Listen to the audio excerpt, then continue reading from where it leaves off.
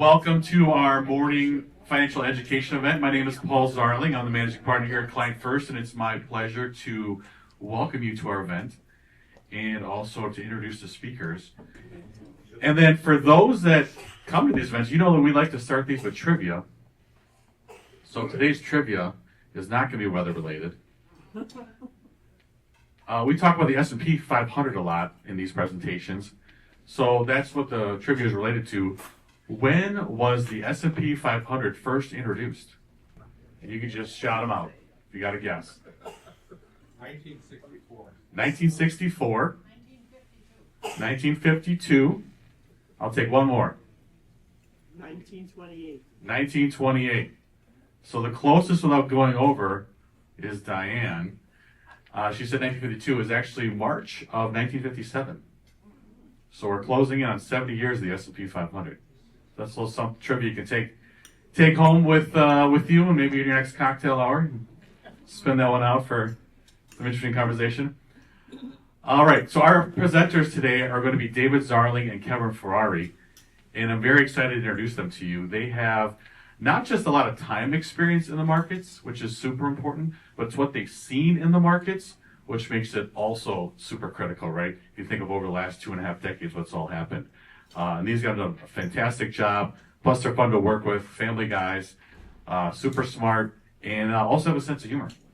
So you can throw that in there as well. So it's my pleasure to introduce David Zarling. You'll see Kevin Ferrari, and then I'll be back up for our Q&A panel. So please, a round of applause for David Zarling. Thank you, Paul. Appreciate it. How's the sound in back? Thumbs up. All right, excellent. We always have to start with a disclaimer. There's no disclaimer in there about humor, though. So Paul promised that, and I don't know if I could bring it at 9:30 in the morning, but we'll try. These are always for educational purposes only. Some of you we know intimately your financial situation. Some of you don't. We don't.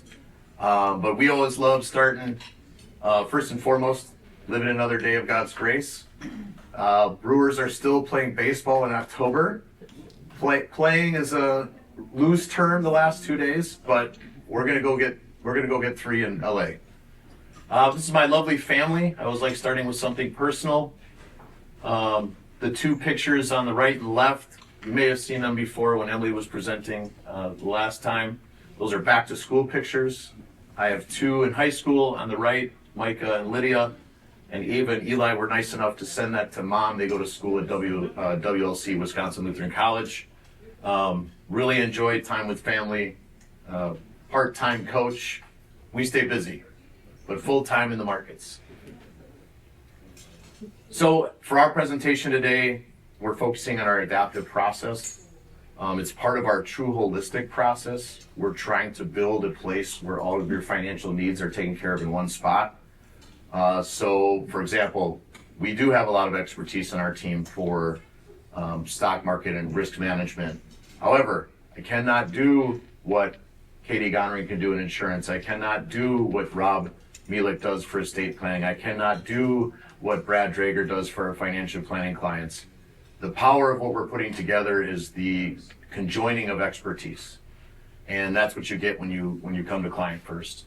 But for today, we're going to talk about our adaptive process, what's on the agenda.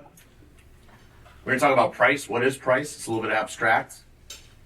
We're going to talk about the adaptive process itself. How do we operate? How do we view markets? How do we interact with them? We'll talk about relative strength. Kevin will come up and talk about relative strength, and maybe there'll be a baseball player part of that. He'll also provide an update on the Adaptive Select ETF. And full disclosure, by the way, Kevin's a little under the weather. He'll be here, but I'll be sitting in the bullpen in case he goes down. I'll come out, but make sure you guys give him lots of energy so he can get through what he needs to get through today. We'll have some questions and answers. We'll have Paul come back up and ask us some questions, and we'll open it up to the floor. I'm guessing that you guys will have some good questions. The reason why I'm guessing that is I am not spending a lot of time today on newsy things. Okay, I'm not spending a lot of time on government shutdown. I'm not spending a lot of time on tariffs. We'll get there, but you got to ask the questions. So that's my preemption to you to go ahead and ask questions when we get to that segment of the presentation. I would love to answer those questions, but today it's about process. We'll talk about our risk management game plan for the rest of the year and housekeeping and final thoughts. First and foremost is our process, really based on three main things: price, trend, and relative strength. Price, what is it? It's the interaction of supply and demand. It's economic law, right? It's not theory. It's not opinion. It's not a 500-page textbook that some kid gets in college that misleads them on economics. It is legitimately more selling than buying, price goes down. More buying than selling, price goes up. Not sexy, I know, but when you study it, you get some really tremendous insights. We use that information then to identify trends, which is measuring the direction of movement, and relative strength, measuring the magnitude of movement. So when we talk about price, one of the tools we use is this candlestick that's on the presentation here. By the way, if you need something closer to you, there is a QR code you can scan with your phone. If you want the presentation on your phone, you can do that. It's the same one that's up here. But to orientate you, each day in the market, whatever we're looking at, let's pretend we're looking at Apple stock, we get a green candle or we get a red candle. A green candle means price on that day closed higher than where it opened on that day. So market opens 8:30 Central, closes at 3 p.m., opens at this price, some point during the day gets to this price a low, gets to this price a high, and closes to be green. The opposite is true. We open here, close here, it's a red day. Actually pretty good information, but it's even more powerful when we put it together.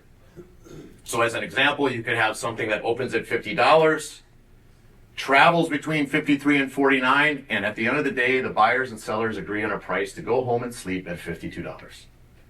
It's not unlike anything else we do. You'll hear people all the time. In fact, there's a house for sale across the street from us. And I saw the listing price, and I'm guilty of this. I said, that's nuts. That's nuts. But you know what? All it takes is two. A buyer and a seller. They agree on that price. Who am I? So same thing in markets. When the market agrees on a price, it is what it is. You hear all the time, right? You get GDP reinstated, you get earnings reinstated, you get employment numbers reinstated. That's a controversy, right? We only touched base on that. Rarely ever have I ever heard of, hey, we're going to revise the price that you paid for that thing 6 months ago. So that's why we use price. It's super, super valuable. So what is supply and demand governed by? Rational opinions, irrational opinions. I kid you not. I bet some people sold some stock today because they're mad the Brewers lost. Irrational. Moods and feelings. I think this, I think that. I got news for you, market doesn't care what you think. Guesses. I think this drug is going to pass. I think this bill is going to pass. I think this car maker is going to do that. They're guesses, shrewd or otherwise. And the good news is, all of that is reflected in price. Good opinions, bad opinions, shrewd opinions, irrational opinions, even things that aren't opinion. Honey, I want to redo the kitchen. Okay, let's sell some stock. That's not based on anything other than a need or a want. Or, hey, let's pay for college tuition. Let's sell some bonds. That's all in price, and it's why we study price, because we can't possibly know each of those individual things well. So it's all of it. Earnings, PE ratio, sales growth, book value, dividends, cash flow, kitchen remodel, education, travel, GDP, rates, unemployment, inflation, economic policy, retail sales, a family event, pensions, or just the fact that you have something automatically withheld from your paycheck and put in a 401k. That's not really a decision. It's a decision once, but it impacts price. All these things are in price, and so that's why we use price. And if you're going to put something on your home screen and save it, it would be this: only price reflects all information and opinions of all market participants. It is the manifestation of opinion and the final arbiter of value. It's the only thing that matters. Only price pays. So how do we use this information? Paul's right. I wasn't alive back in 1957, but if I was, I'd be talking about S&P 500 for 70 some years. We got the S&P 500 up here. It goes back to sometime in 2021. This candle right here, there's 1,075 of them on this chart. Okay, that's the daily move assembled on a chart, and it's really valuable to use charts because it gives us information. And here's a not trick question. Price moves down. Why? Why did price move down? What's the non-sexy answer? We're selling than buying. Everybody wants the narrative though. Tariffs, this thing, that thing, the other thing. But the reason why we use charts, price and trend, is if we just looked at daily moves, we would become disoriented. So this is the year 2017 in the S&P 500. Each of the green bars up represents a green day, positive day for the market. Each red bar down equals a negative day. Does anybody know if 2017 was up or down? The S&P 500. One of the best years on record. Would you have guessed that from that, visualizing the data that way? No. Nor would you if you were consuming CNBC every day and looking at the red and green numbers. You can't discern what the market's actually doing by looking at it at a day at a time. You must look at it in totality. And the reason why this is so dangerous to look at CNBC, besides the fact that they have a huge bias to sell you razor blades and cars, is that loss aversion is real. What does that mean? So it wasn't that long ago, I couldn't find my wallet. And man, did that bother me. I looked everywhere. I started canceling cards. This was like within a 24-hour period. My son found my wallet next to our Adirondack chair on the patio, falling out of my pocket. I was excited about that. But you know what? I was twice as frustrated that I lost it as I was happy that I got it back. And that's loss aversion. When we have negative days, we're twice as mad about that than we are happy about the positive days. And so emotionally, if you look at markets like this, there's lots of people that would think, man, that's kind of a rough year. It's one of the best years on record. So it's why we have to use charts. We have to assemble the data. And then part of the adaptive process is this blue line that's on here. The blue line represents 200 of these days averaged. So there's a notch right here on this blue line. It's looking back 200 days, totaling them up, dividing by 200, and telling us what the average was. And the blue line gets updated each day, and it gives us a trend. It lets us know who's in control of this market for the past 200 days. So we have uptrends, which we want to participate in, and we have downtrends. The other way to look at it is who has control of the market. The next thing we tend to look at, or I shouldn't say tend, we do look at, is the orange line that's on here. On the screen, for whatever reason, based on the resolution, it looks a little brown. Maybe that's for October. I don't know. But the blue line is past 200 days. That's the trend or weight of evidence for the past 200 days. The orange line is the past 5 days. And what we know is that when orange crosses below blue, that's when bad things tend to happen. Okay, that's not a guarantee of bad things going to happen, right? There's times where orange goes below blue and then we get back above it, but it's kind of like saying you can fly in a thunderstorm. It doesn't guarantee, some type of crash, but boy, don't you think the odds are higher if you're trying to fly into 100 knot winds? Same thing in markets. There's a time to participate, and there's a time to go ahead and land the airplane and chill out. So that's really the adaptive process in a nutshell. Is we want to enjoy uptrends when they're with us, which is what we're in right now. I'm sure our clients are enjoying that. We want to avoid high risk scenarios, which is what orange blue helps us do. And when that happens, we have to be patient and wait for the trend to reestablish itself. So it looks a little bit like this, right? If orange is below blue, we're going to remove ourselves from risk in client portfolios. This is very different than how most of the industry works. Most of the industry says, hey, Mr. and Mrs. Client, we've set up a portfolio for you. Now go ride this horse off into the sunset, and if that thing starts bucking, that's your problem. Right? You just get the portfolio you get, and then nothing gets changed, and that's That's it. For us, we view that as buying hope and not a good strategy. When oranges blow blue, we're not going to participate.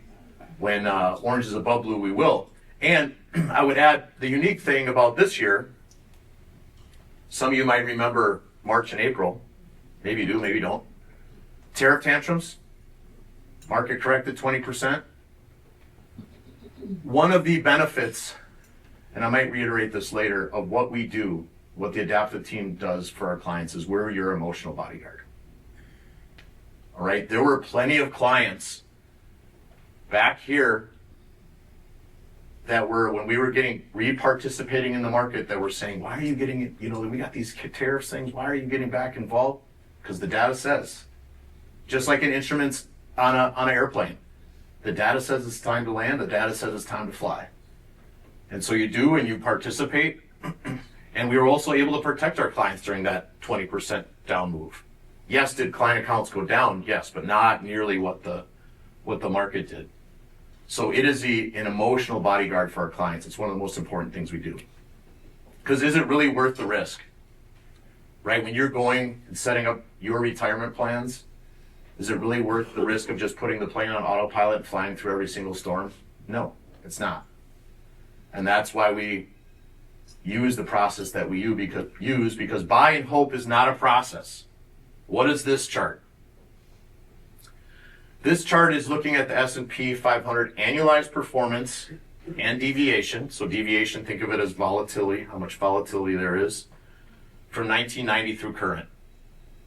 So if you stay fully invested, you're going to have a ton of volatility at about a 7.9% return. Now that's normal. Like I don't want to knock buy and hold necessarily, but I hope that drives home the point.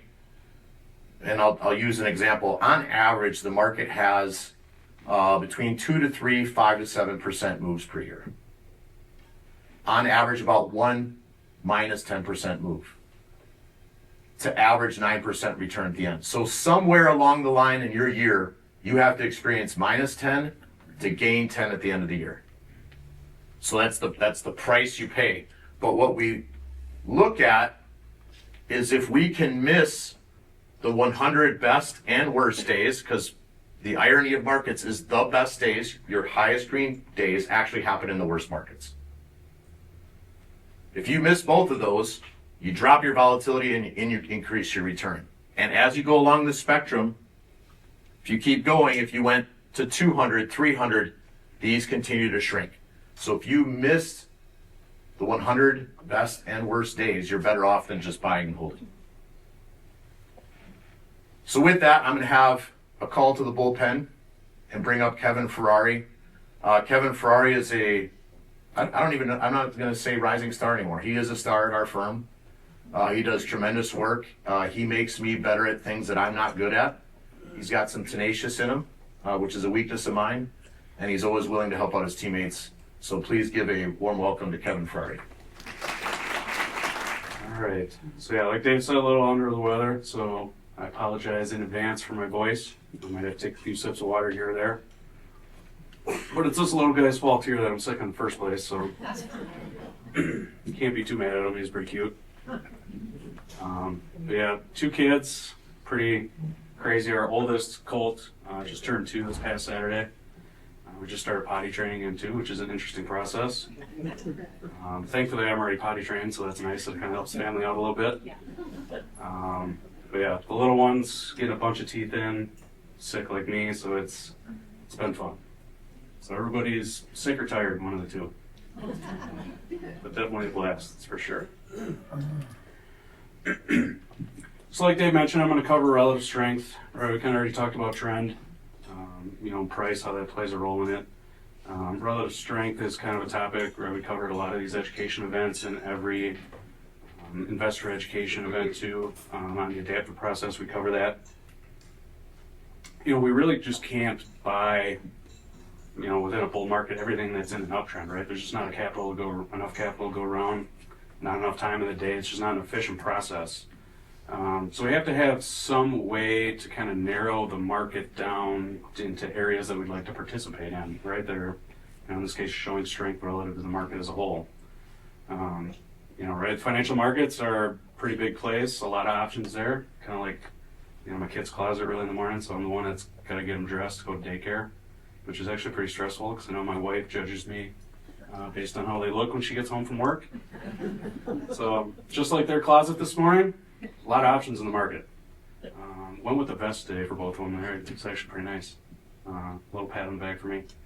But, you know, we can look at the market based on size, right? Do we want to look at big companies, medium companies, small companies? They have micro caps. You know, if you think of bread, those are kind of like the crumbs left on the bottom of the bag when you're done. There's 11 sectors that divvy up the market. So, you know, we could be looking at technology. Is technology outperforming? If it's so, is it large cap technology? Is it small cap technology? Is it large cap tech in China? Is it technology in Europe, South America? You know, there's so many options out there within the marketplace, so many different nooks and crannies that we can look at using, you know, price and relative strength. It's really how, you know, the concept that we apply to the market to try to hone in on some of those areas that we want to participate in.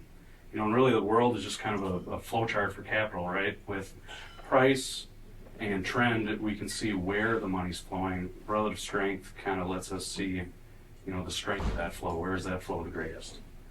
You know, so that's kind of what, you know, relative strength is intended to do. But I don't know that we necessarily cover so much really the true impact of relative strength, and that's where baseball is going to jump in here. Kind of use some baseball analogies to hopefully make this make sense. And really, what we're kind of the question we're trying to answer, kind of the point we're trying to make is, you know, do we need to get 100% of these, you know, investment decisions, these trades right to generate positive returns? You know, think of this in terms of like batting average, right? It's been around in baseball for over 150 years. You know, it's just total number of hits versus your total number of at-bats, right? Pretty simple. You know, what we're going to use to compare or to really analyze this concept of relative strength is what's called slugging percentage. So in baseball, it's kind of an alternative to batting average where it looks at total number of bases. So not each hit is essentially treated equally, right? So home runs count as 4 total bases, right? Triples 3, doubles 2. So those home runs, those extra base hits count more towards your slugging percentage than singles would. Right? Kind of a way to look at bang for your buck. So you can see Chris Neal in his MVP season, what his slugging percentage was, around 600. If he had that, the series would probably look a little bit better if he had that slugging percentage now in the postseason, but he definitely does not. But in terms of the market, right, I kind of think batting average would be kind of your absolute trend, right? Just is it an uptrend or not?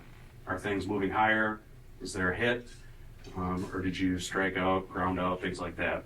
Where slugging percentage really gets more so into, you know, was that trade an extra base hit? Was it a home run? Was it just a single? What we can see here, to kind of take this baseball analogy a little bit further. So this is a chart that shows Ted Williams' career slugging percentage, and this is the guy right that literally wrote the book on hitting, based on the baseball's position within the strike zone. It's pretty crazy that we can look at this historically, but you know, where you see kind of those dark red and orange kind of circles there is where his career slugging percentage was the highest. And where are those concentrated here, right? Bell tie, middle of the plate, over the heart of the plate. Makes sense, right? If you're going to throw a ball right down the middle of the plate, a guy like Ted Williams should be able to do quite a bit of damage with that. Or something like him, with him being on the lefty, kind of low and outside for him, probably more of a chance you're going to ground out or something like that, right? And really this is, you know, kind of highlighting that concept of relative strength, or if you think of it in terms of risk and reward, right? If Ted Williams is going to decide to swing at a pitch, he could probably get a higher reward if he's going to be selective and take pitches over the heart of the plate than if he's going to be, you know, swinging at stuff low and away, right? He's going to be able to do more damage with those balls over the heart of the plate than he will kind of elsewhere within the strike zone.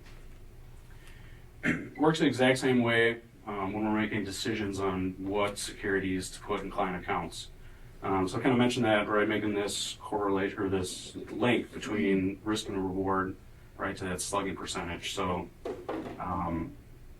you know, for those pitches where he has a generally higher slugging percentage, that's a greater reward for each swing of the bat, right? Each swing would be, kind of one trade where you have a set risk on the table. And the outcome, that's the percentage, is kind of like the reward. So with the way that, just this risk and reward metric works out is that for each, unit greater of reward, for kind of the incrementally same amount of risk that you have, the less amount of times you have to be correct in your decision, to purchase that security to actually break even, right? So for example, if you're taking, 2-to-1 risk to reward trade, you only have to be right 33% of the time to at least just break even. And anything above that 33% rate is just going to be profit, right? And then you can see, 10-to-1 risk to reward, or reward to risk, excuse me, you only have to be right 9% of the time. And if we were taking, just buying everything that's in an absolute uptrend, we're not going to be as targeted on how much risk we're really taking per trade. So the amount of our hit rate, our batting average, so to speak, would have to be much higher to actually get a return than if we're being more selective, looking for trades that have relatively low risk with higher reward potential, get a little bit of that higher slugging percentage, more bang for our buck. But we don't necessarily have to be correct as many times, if we're hitting a home run 1 out of every 4. So this is another way to really look at this concept, right? So, the way risk and reward works in the adaptive process, it's asymmetric. It's not even on both ends of the spectrum. So every time we enter a new position, there's always a specific a stop or a risk management level that's put into place. So for example, in this one, if something we're buying is $50, we look at the chart, determine that, hey, our predetermined exit in this case is $45. We know if price gets below $45, we were wrong. This stock isn't going to be in an uptrend. It's not going to perform the way we thought it would. We're going to cut our loss and get out. At the same time, when we enter these trades, we can use price and trend, different technical analysis concepts, and get kind of an idea of what an expected reward or return would be on each individual trade. Like in this case, we think that potential target's 20%, right? And our risk at this point is 10. That's a 2-to-1 trade. We only have to be right on a trade like this 33% of the time just to break even. So as long as you're batting 330, you're playing with house money at that point. And I would say really in practice, more often than not, it's probably pretty rare for us to take a trade with actually probably 10% risk, probably just generally quite a bit lower for that. But really using, price with this idea of relative strength, kind of the ideal outcomes that we're looking to get are, right, kind of focusing on your slugging percentage, your home runs, your triples, your extra base hits. We want kind of those big wins. We're fine small wins, but really it's kind of the most important point, right, is that risk management concept is the small losses. With those predetermined stop levels, we want to know when we're wrong, and we don't want to hope that it turns around in our favor. Just cut our loss and reevaluate the situation at that point. So those are really kind of the 3 outcomes, with the one that we're trying to eliminate, right, is that big loss, avoiding those major market drawdowns. So no, with the way the adaptive process is set up, using this concept of relative strength, risk versus reward, we don't need to bet 1,000 to generate returns. So that's relative strength, kind of more so how we use it, kind of the impact it has. Now I'm sure most of you are aware of the Adaptiv Select ETF. So we manage our own ETF in-house here, and ETF stands for Exchange Trade Fund. The way I like to explain it, most people know how mutual funds work, right? Kind of a basket of stocks, bonds that investors can purchase shares in. ETFs operate essentially the same way, only they trade on the open market intraday. So it trades kind of like stock, but you're still buying a basket of securities. So in this case, the Adaptiv Select, or this ETF, is really kind of one of, if not the only, core positions within our process. I mean, really, it's kind of a blank slate on what we can own in accounts. on any given day. It really depends on volatility of the market cycle. I mean, there's 1,000 different factors. But this ETF is really one that we can kind of just, for lack of a better word, buy and hold, because this ETF is really based, largely on the adaptive process as a whole.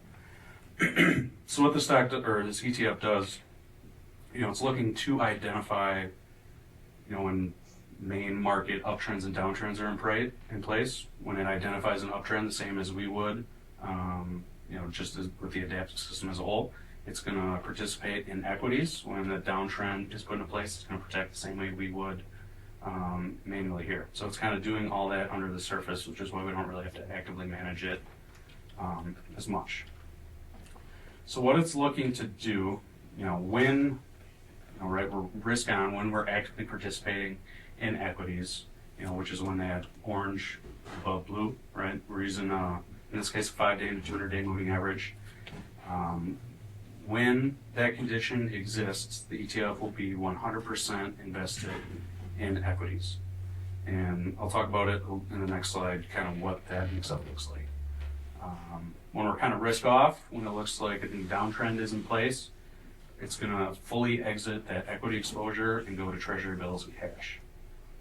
So the same way we would here in-house as well. So it's identifying trend and acting accordingly.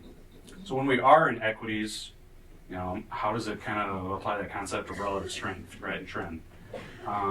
So this ETF's universe is the top 1,000 largest stocks within the U.S. So it's not an international fund. There's some, they're called ADRs, a few international companies that are listed on U.S. exchanges, but majority of those 1,000 are U.S. based. What it's doing is using, kind of these concepts of momentum and relative strength to filter that 1,000 stock universe and kind of rank each of those 1,000 from 1 to 1,000 on which ones are showing the strongest signs of relative strength and momentum, right? And momentum, the way to think about that, something that's showing signs of kind of an uptrend, and a strong uptrend, generally that's going to continue until proven otherwise, right? Which is essentially what momentum is. And what it's doing is taking the top 25 of those ranked stocks and owning them on essentially a weekly basis. So this thing is continually recalculating those metrics weekly. So after Friday's close, run the rankings, and any adjustments are made the following Monday.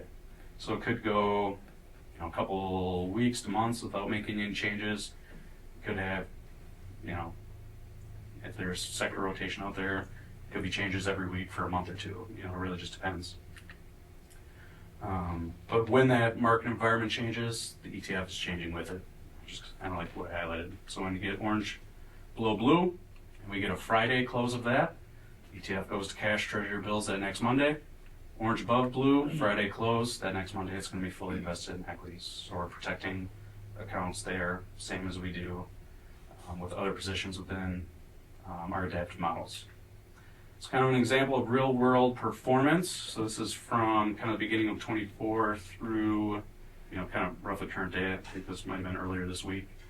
So, performance has been pretty good, and you can see really we're trying to highlight, those time periods where we're trying to protect from those major market drawdowns, right? So you can see where this price return chart levels off. That's when it moved to treasury bills and cash as the S&P was correcting.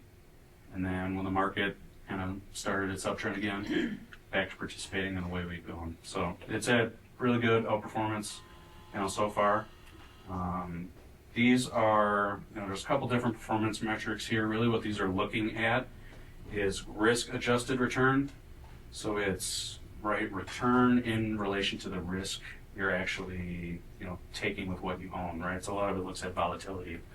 And you can see, for 3 of these risk-adjusted returns, right, we're in, roughly the 90 to high 80th percentiles for U.S. funds. U.S. ETFs, maybe a little less, but, doing really well compared to the rest of the market as a whole.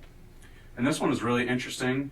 So stock market correlation, right? So if you think if something's positively correlated, they move generally in the same direction. negatively correlated, opposite, right?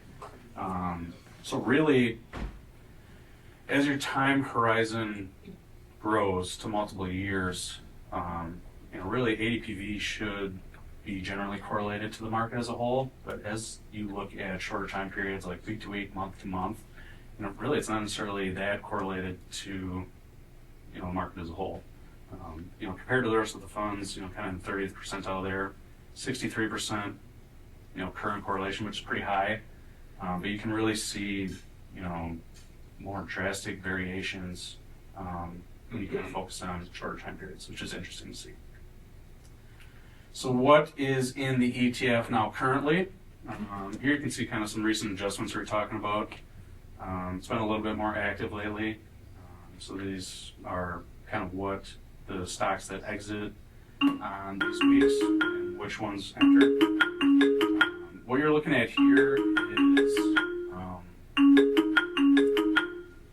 how the ETF is weighted to each of the individual sectors within the market compared to the S&P 500. So the blue bars there are ADPV and the orange is the S&P 500. So if you listen to the Weekly Trend podcast, which hopefully most of you do, we cover a lot of these sectors and kind of talk about which ones are generally performing well, which ones aren't, and really a lot of the areas where ADPV is underweight compared to the S&P, something like staples, healthcare's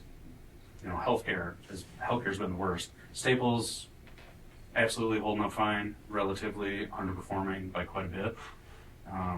Interesting enough, and this I think is kind of more so somewhat of a recent development, basic materials, consumer discretionary, utilities, real estate, things like that really haven't been performing relatively well to the market as a whole. But that's where kind of that relative strength concept and momentum comes in, where this ETF, the process behind it's able to identify securities within some of those underperforming sectors, kind of pick the winners within those individual sectors and buckets to have the good performance that it's had so far, which is interesting. So definitely underweight technology, financials pretty overweight. Basic materials, there's an individual stock there, MP, that's a pretty large chunk, I think around 13% of the portfolio. That one's performed pretty well. So it's definitely been good so far. So with that, I think we will have our Q&A panel. Whose phone's going off? That was ours, by the way. That's the irony of it all, right? Keep you guys Computer-based awake. stuff. Keep you awake. All right, so I have 10 questions, but I'd feel a little selfish if I kicked it off. So we've got two of our colleagues here, know the markets inside and out, still learning. You always continuously learn because there's always new things that happen. But I want to open the floor to you for any questions that you have. So raise your hand, we'll take your question, we'll repeat the question, and then I've got a couple I do want to ask. So go ahead. Well, what is the anticipated impact of the US dollar, the value in all of this? I hear a lot of that spoken about on finance shows, and if it goes down, is that good, is it bad? What about the US dollar and the value? Yep, so the question is, what about the value of the US dollar? The value of the US dollar is always compared to something else. So I'm going to turn it over to David and Kevin to address the US dollar. I love this question. This is a really good question. And it's exactly why we're involved with markets. So if you think about why do we participate in markets? Like, why do we even do this? Is it for fun? Is it for entertainment?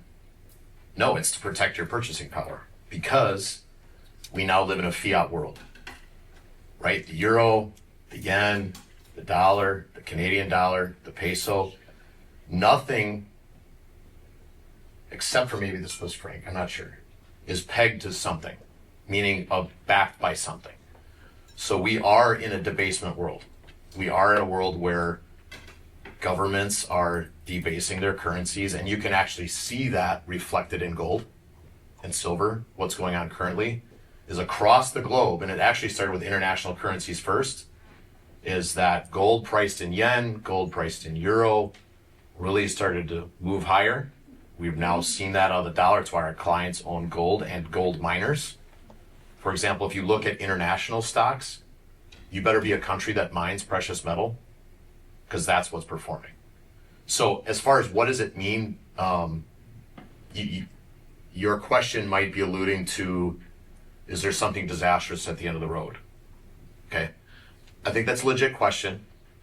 I also still think that dollar hegemony is a real thing, meaning our superpower as a dollar still remains. So you look at debt across the world. Yes, the US debt is high. I'm not condoning it. I'm not saying I like that. But when you look across the globe, it's worse. And debasement of fiat currencies is a multi-century non-phenomena. It's why we participate in markets. So dollar collapse, that'll always be a headline. And I'll tell you what, if there's headlines about dollar collapse, that means it's not going to happen. It's when we stop talking about those things that then we should get worried. I don't know if you want to add any more to that. I mean, part of that was like this lower dollar good. Oh yeah, the question of lower dollar good, bad. You want that one? Otherwise. I mean, the general thought,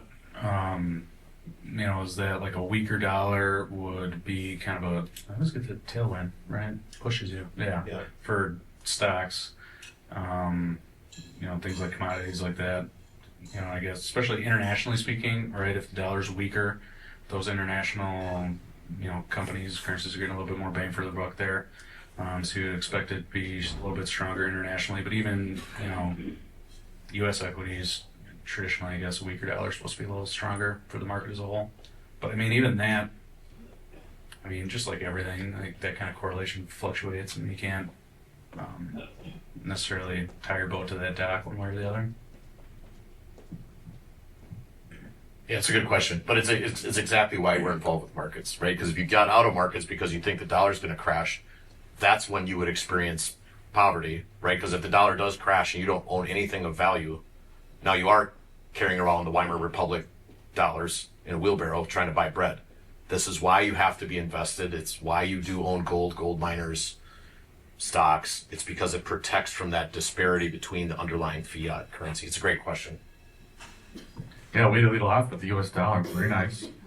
Any other questions from the attendees? Go ahead, Diane. When you say that you, when it gets below, blue, when the blue goes below orange, and you move into cash and bonds, what determines how much cash? How far do you go into cash? Do you know what I'm asking? Like, Yes, I'm gonna repeat the question, and then you can nod your head whether I've got it right. okay, So when the corrective trigger triggers, yes, orange below blue, how much of the account will go to cash? yes, Okay. So it's pretty much 100%. It varies by model. So we have 4 different models, some more aggressive than others, and we have predetermined exposure levels.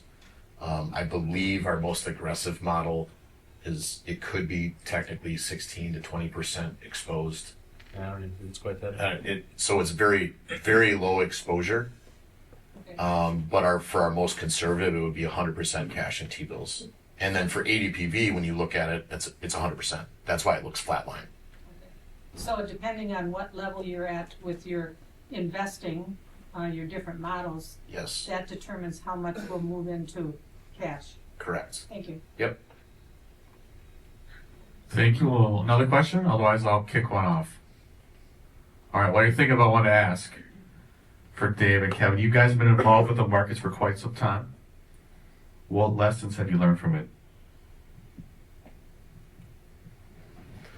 That the market is a humble pie making machine.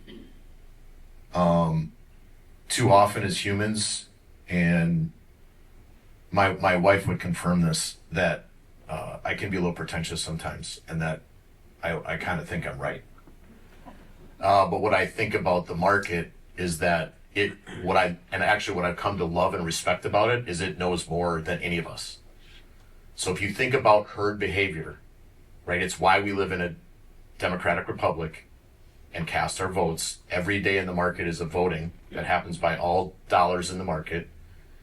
That knows more than me as an individual. And that's probably the biggest lesson, is that somehow I possibly know more than the market. You see it all the time, Apple has great earnings and the stock gets sold. Why? What? I thought because of earnings it should do this. And it's just constant lessons from the market. And then I think the market is normally abnormal. Just understanding that you live in an organism that does irrational things. Yeah, I think kind of the biggest takeaway, especially being a little bit, I guess, relatively newer in the industry, right, a little bit closer to school, really, like 95% of what is taught and even just talked about day to day in like financial media does not matter whatsoever. I mean, right, I don't know why we have to try to make things so complicated when really it just comes down to either something's moving up or it's moving down. That's really it, right? I mean, at the end of the day. So, crowds move the markets, you move with crowds, and that's, really what trend following is, and that's just common sense way to go about it. Kind of makes me wonder why I wasted part of those 4 years learning some of that stuff, and you really don't need to use 95% of it, but it's fine. It was a good time. I was gonna say you're pretty. Cost a lot of money, but it's fine. You're in pretty good shape now, so it's working out. All right. To follow up on that, what are some biases investors deal with that you want to make them aware of?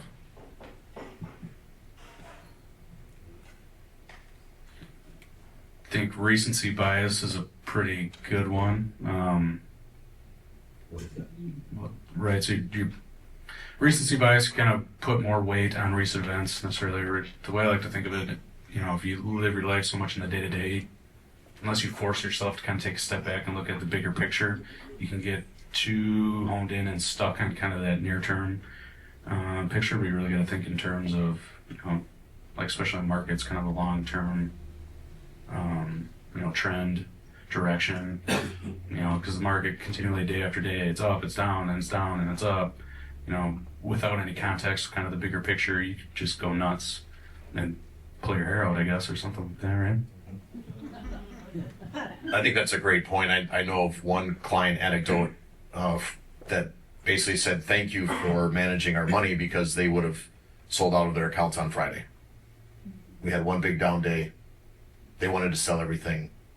We didn't. Now, it could have flipped the other way. We could have kept selling, and eventually we're managing risk. I'm not sitting here saying we're right. I'm just saying that you participate in the trend. And I would say another bias is related to recency bias, is that somehow the price move today means something about today. Market is a future discounting mechanism. People's livelihoods depend on it, billions of dollars at play. They are looking out 6 to 18 months in the future about prospects. So you have to keep in mind that price movement today isn't about today. It's about the future. And then I would add a bias that I know Justin likes to talk about, which I think is absolutely true, and I'm guessing some of our clients might experience this, is something called high watermark bias. So your account gets to a certain level, right? So if you think about our process, right? We participate in trends. So in uptrend, we participate. In downtrend, we don't. Somewhere in between, a bottom or a high, we're never going to ring the bell at the top, and we're never going to be 100% in at the bottom. So if you think about that process, let's say your account goes from 500,000 to 700,000. In your mind, oh man, 700,000, that's really, really nice. And then you have a correction and a downtrend. Well, we're never going to be able to ring the bell at the top and be 100% out at the market top. We won't know the market top until after. So your high watermark might be 700,000, but by the time we're protecting, maybe you're at like 680. And then it might take 6 or 12 months for the downtrend to finish and to start participating in another one. So there's that high watermark bias. And then I would add, this is a huge one for me, nominal versus percentage living. Okay, so you squirreled away, you worked hard all your life, you've got $1 million. The volatility, daily volatility, the dollar price movement might be bigger than half of your year's salary. That's can be mentally challenging for some. And that's why I ask people, switch your mind to a percentage life. Everything is about percentages because that's how markets move. The market does not care the balance of your account and how much that fluctuation is. So market moves 2%, that might be tens of thousands of dollars in your account, and then you relate it to what you made as an earning. That's not the appropriate way to think about it. That's perfectly normal volatility for a market, and you should still be participating even though those numbers are bigger. Hope that makes sense what I extract. Thank you. We got time for two more. Go ahead. When I last went to college in the 1970s and took economics, tariffs and the market, we were taught tariffs now always negatively affect the market. How has that logic changed today? Or has it? Yeah, great question. Right? There's book learning with economics, and tariffs are bad. It's going to affect the economy. What's actually happening now, and is that line of thinking still the same or different? I think it's a great question, and I think it's worth debating. We have to live with the reality of what price does. And my guess, because I've read those same textbooks, is that those are all post-1913 thoughts. 1972. Well, yeah, 1972. But what I'm saying is, so in 1913, we established a Federal Reserve. Right. In 1913, we start taxing American citizens' income. Right? Prior as a country, we didn't do that. Our income actually came from the goods we sold and exported, and there was a tariff. There was a tax on that. Can you imagine? So, to me, it's not that hard to think about what an American economy would do if somehow we produce goods and services again that had a tax on them to foreigners, and we reduce our own income tax. Our economy would go bananas. And so I don't know if that's what the market is pricing in. I don't know. I do know that the trade deals that were out there before, when you actually, because you hear about trade deals, but do you actually, the North American Trade Agreement, do you go look at them and dig into them? It's not until I dug into them where I'm like, what? Why are we doing that? Why does Canada get to tax our cars at X rate and we don't get to tax them at any? I think Trump's got some points. Love him or hate him, it doesn't matter to me. I think he's got some really good points on this. And there was a time in this country where our income that paid the revenue for defense came from tariffs. I'm not overly opposed. We'll see how it all plays out. So I can't tell you if the 1972 textbooks were wrong, but they're sure starting to look that way. Thank you. Yep. One more question. If you don't have one, I got it. Oh, okay. Justin, let's see it. What percentage does my account need to go down until you start protecting it? Oh, that's probably a good common one. Yeah. One of my top 3 questions from clients. What percentage does my account need to go down for you to start protecting it? So it's never a flat percentage number. This isn't an annuity. It's not sitting there saying, hey, 6%, boom, we're out. A simple way to look at this, and I don't think I have another chart on here. So I'm gonna try to talk about something technical here without having your eyes roll in the back of your head. So there's something called point of control. Point of control is the interaction of supply and demand over a certain time frame where the volume weighted average price, so all the volume that's taken place in the market has an average price to it. That number currently, since the tariff tantrum, is about 6,400 on the S&P 500. Okay, we're currently sitting, somewhere around 6,700. So 300, let's call it 5%. 5% is when we would start beginning to protect. That doesn't mean we're going 100% cash. It's just when we would be taking, it's kind of like, we got some construction cones here. Let's take our foot off the gas. Oh, now we got brake lights. Let's apply the brake. It's a sequential state of events. And then orange is below blue, we're out. That's a snowstorm. We don't want to be involved. We're not doing that. So 6,400 would be the first one. You can see the blue line there is about 6,100. There would be varying degrees of staging out between that 6,400 and 6,100. And then 6,100, we would be not participating anymore. Does that answer your question? Justin Krieger. Yes. Yes. All right, Dave, if you want to go into like next steps, and then I'll follow you up with closing things out. All right. Sounds good. So I always like leading with a thought. You know, we covered a fair amount of things. For us, you know, do you have a true holistic flight plan? When you meet with our planning team, they're figuring out where you are unique, where your seat should be on the plane, and then what type of plane you should be on. And then we take care of whether that plane's going to be on the ground or whether we're going to be in the air. Our planning team is exceptional. Various numbers of years of experience, super proud. And then I think we just got to keep an open mind about outcomes. I loved your question about tariffs. This is 2018. Lots of headlines about tariffs, and we rallied off of those. We'll see if that continues to be the case, because that's the latest newsy thing, is that we're going to tax because of China's export controls. We're now going to tariff them to the hills. Maybe. I think we've learned that Trump likes to negotiate, and so we always start hard. So we'll see where that goes. But I think keep in mind about all outcomes. I would add too that if you like this type of information, you want to know what we're thinking, listen to the weekly trend. I'm also okay if you're like, Dave, I'm never listening to that because I like to do the things I like to do in retirement, and it's not listening to podcasts. That's also a joy to me. Don't feel like you need to listen to a podcast, but if you want to know our thoughts and what our process is saying, there's 3.5 million podcasts out there. We're in the top 2%. I think you'd enjoy listening to some of the things we have to talk about. But in the end, game plan, it's about having a plan rather than a prediction. If we're below 6,400, that's where we would start to protect. If we're below 6,100, that's where we'd no longer be participating. So that's something that you can keep in mind and keep at home with you. With that, I appreciate your guys' time. We'll hang out a little bit after. Maybe Kevin won't because he doesn't want to spread anything.